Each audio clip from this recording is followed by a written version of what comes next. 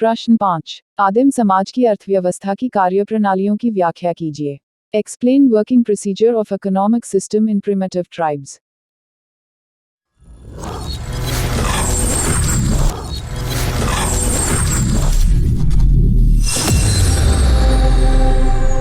उत्तर, यहाँ जनजातीय अर्थव्यवस्था पर विचार करना आवश्यक है।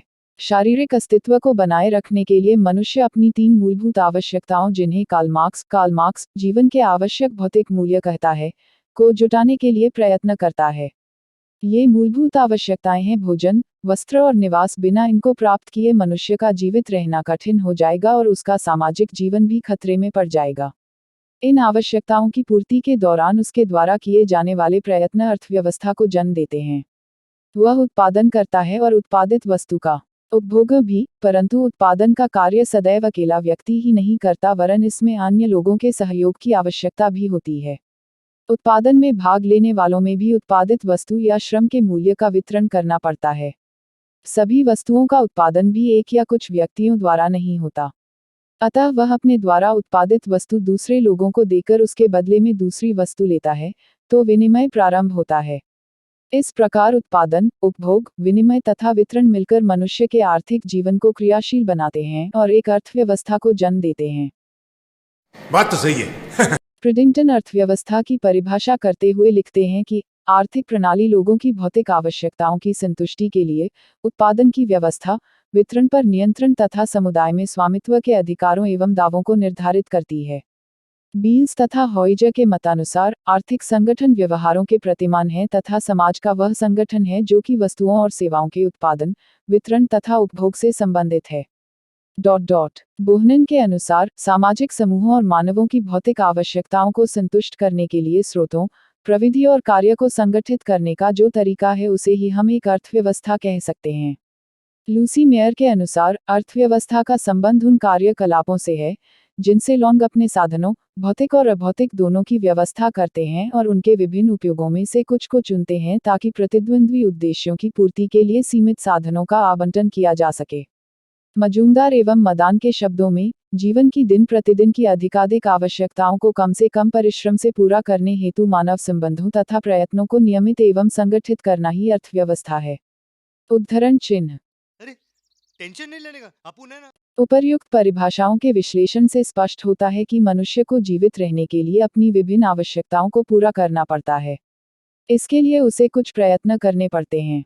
प्रयत्नों के दौरान वह अनेक साधनों का प्रयोग करता है। ये साधन क्या होंगे, यह प्राकृतिक पर्यावरण एवं संस्कृति दोनों ही के द्वारा निर्धारित होते हैं। उदाहरणार्थ, भारत में नीलगिरी की पहाड़ियों पर रहने वाले टोडा भैंस पालन करते हैं तो कोटा बांस व बेत की वस्तुएं बनाकर जीवनयापन करते हैं। आदिम समाजों में आर्थिक क्रियाएं प्रमुख रूप से शारीरिक अस्तित्व को बनाए रखने के लिए ही की जाती हैं। अतः उनकी अर्थव्यवस्था को निर्वाह अर्थव्यवस्था, सबसिस्टेंस इकोनॉमी कह सकते हैं। उनकी मुख्य समस्या उदरपूर्ति और जीवित रहने की है। इसके लिए उन्हें प्रकृति से संघर्षरत रहना होता है। हमारी तरह उनमें उत्पादन एवं उपभोग करने वाले स्पष्टतः भिन्न भिन्न समूह नहीं हैं। वहाँ परिवार ही उत्पादन एवं उपभोग करने वाली इकाई है। परिवार ही अर्थव्यवस्था का मूल आधार है। आध अर्थव्यवस्था की तरह उनमें नियोजित अर्थव्यवस्था नहीं होती। नहीं। जनजातीय अर्थव्यवस्था की प्रकृति एवं विशेषताएं।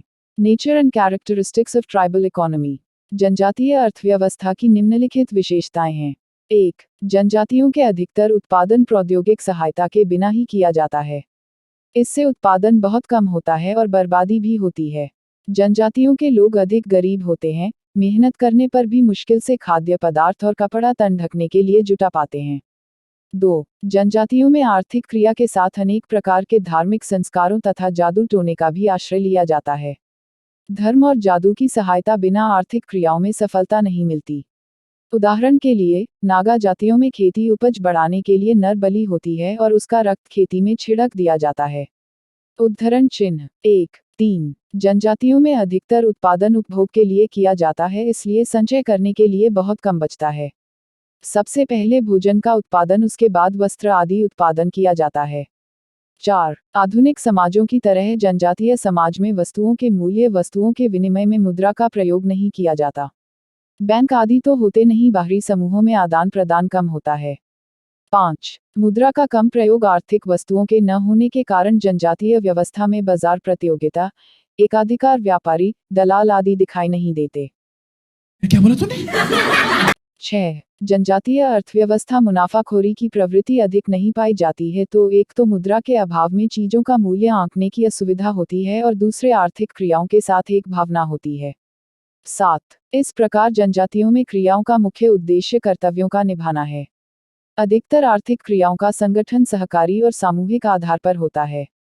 पूर्ण विराम। 8. जनजातियां विशेषज्ञ स्पेशलिस्ट नहीं होती हैं।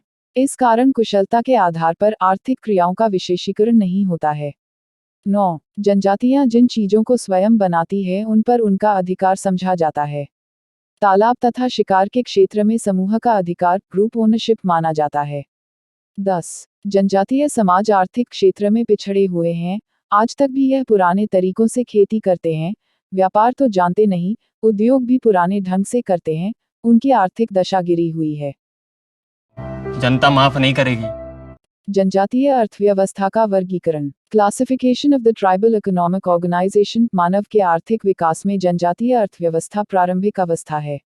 अतः सभ्य समाज अर्थव्यवस्था में पिछड़ी हुई और प्रौद्योगिकी अत्यंत विकसित है। जनजातियों की आर्थिक समस्याओं को सुझाने के पूर्व उनकी अर्थव्यवस्था का अध्ययन आवश्यक है। जनजातीय अर्थव्यवस्था का वर्गीकरण विभिन्न समाजशास्त्रियों ने विभिन्न रूप से किया है। प्रमुख वर्गीकरण निम्नलिखित है। 1. जैकब्स तथा स्टर्न का वर्गीकरण। जैकब्स तथा स्टर्न ने जनजातीय अर्थव्यवस्था को 2 उपविभागों में बांटा है। अब शिकार करने, मछली मारने तथा भोजन एकत्र करने वाली अर्थव्यवस्थाएं, इसके 2 उपविभाग। आई भोजन एकत्रित करने वाली सरल अर्थव्यवस्थाएं। ई भोजन एकत्रित करने वाली विकसित सरल अर्थव्यवस्थाएं। ब कृषि एवं पशुपालन संबंधी अर्थव्यवस्था, इसके भी 2 उपविभाग हैं। आई कृषि तथा पशुपालन संबंधी सरल अर्थव्यवस्था। ई कृषि एवं पशुपालन संबंधी विकसित अर्थव्यवस्था। अच्छा है, बहुत अच्छा आइडिया। 2. फोर्ड तथा हरस्कोविट्स का वर्गीकरण। फोर्ड तथा हरस्कोविट्स ने अर्थव्यवस्था को निम्न भागों में बांटा है।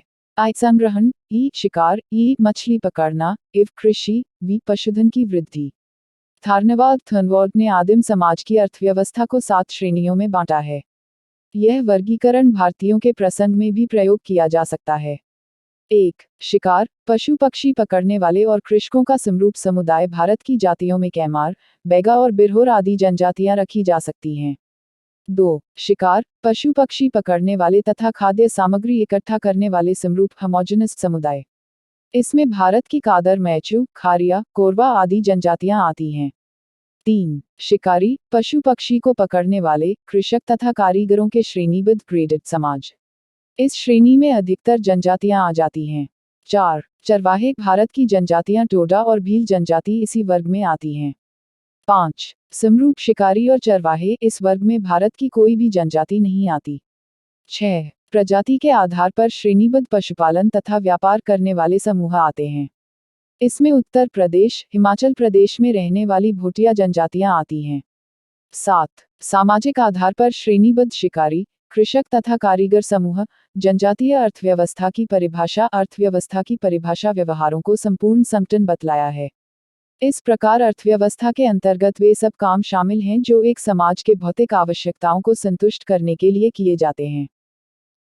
ये बड़ी अच्छी बात कही आप। आखेटन हंटिंग। भारतीय जनजातियों में आखेटन, खाद्य संकलन का प्रमुख अंग रहा है।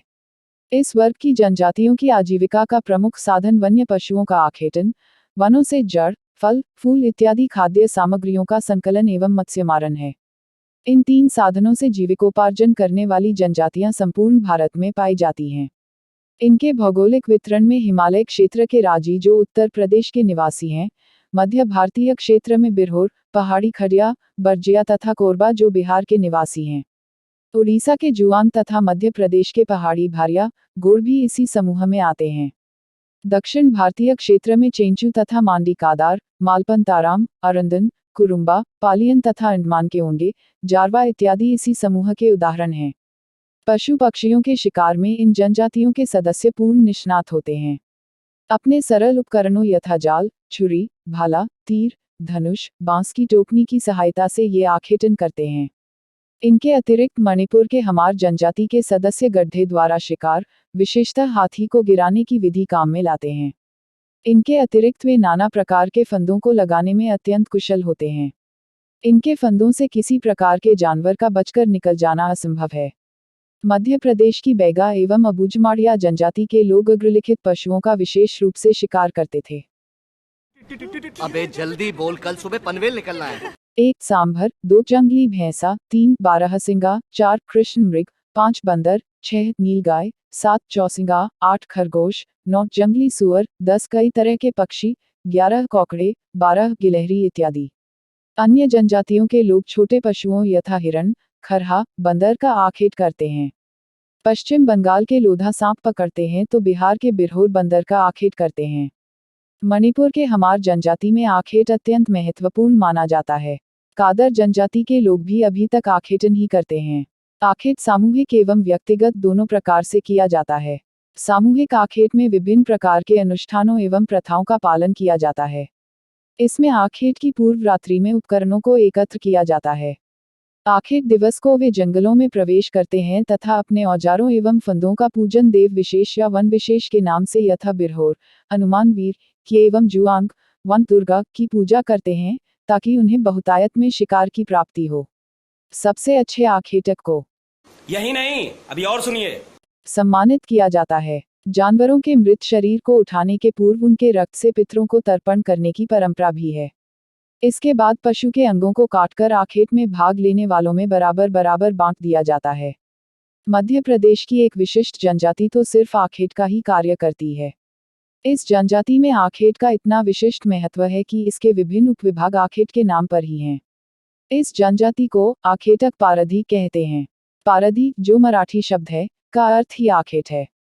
सन 1981 की शासकीय सूचना के अनुसार पारधी जनजातियों के निम्नलिखित 11 क्षेत्र हैं। 1. बस्तर, छिंदवाड़ा, मंडला, रायगढ़, सिवनी और सरगुजा जिले में। 2. बालाघाट जिले की बेहर तहसील में। 3. बैतूल जिले की भैंसदेही तहसील। 1. 4. बिलासपुर जिले की बिलासपुर एवं कटघोरा तहसीलों में। 5. दुर्ग जिले की दुर्ग और बालोद तहसीलों में। 6. राजनांदगांव जिले की चौकी, मानपुर मोहल्ला में। 7. जबलपुर जिले की मुड़बारा पाटन और सिहोरा तहसीलों में। 8. होशंगाबाद जिले की होशंगाबाद और सुहागपुर तहसीलों में। 9. नरसिंहपुर जिले में। 10. खंडवा जिले की हरसूद तहसील में। 11. रायपुर जिले की बिंद्रनवागढ़, धमतरी और महासमुंद तहसीलों में।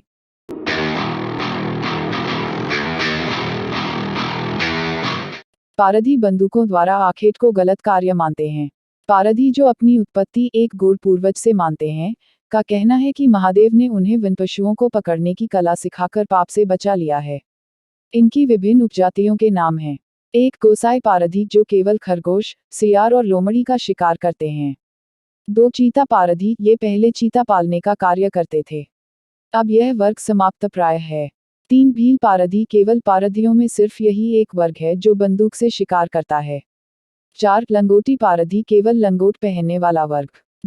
कोष्टक। 5. टाकनकार और टाकिया पारधी, सिर्फ हांका लगाने वाले सामान्य आखेटक। 6. शीशी तेल वाले पारधी, पुराने समय में मगर का तेल निकालने वाले। 7. बंदर वाले पारधी, बंदर नचाने का कार्य करने वाले। 8. फांस पारधी, जाल से शिकार पकड़ने वाले। 1. इनकी आखेट विधियां काफी व्यवस्थित रही हैं, जिन्हें यहाँ दिया जा रहा है। 1. पालतू चीते द्वारा आखेट। चीता पारधी चीता पकड़कर उसे प्रशिक्षित करते हैं तथा वहीं चीता उनके लिए आखेट पकड़कर लाता है। ये चीते को शैशवावस्था में ही जंगल से पकड़ लाते हैं और उसे प्रशिक्षित करते हैं। चीते के सर आंखों पर एक पट्टी कसी रहती है। अपने मालिक के साथ इसे जंगलों में पहुंचाया जाता है और उचित दूरी पर शिकार दिखने पर उसकी पट्टी हटा दी जाती है, उसे शिकार दिखला दिया जाता है और वह शिकार मार देता है। चीता पारधी शिकार तक दौड़कर उसकी गर्दन काट देते हैं तथा उसमें रक्त का एक कटोरा चीते को पिला देते हैं। यह परंपरा चीतों के कमी के कारण समाप्त हो गई है। भाई साहब कुछ ज्यादा नहीं हो गया ये? 2. शीशी तेल वाले पारधी, मगर का आखेट करने वाला यह वर्ग पोष, माघ एवं चैत्र माह में जब मगर काफी चर्बीयुक्त हो जाता है, उसका आखेट करते हैं। मगर पकड़ने के लिए एक बड़े फौंज में मांस बांधकर 70-80 फीट लंबी रस्सी के सहारे चारे के रूप में नदी में छोड़ा जाता है।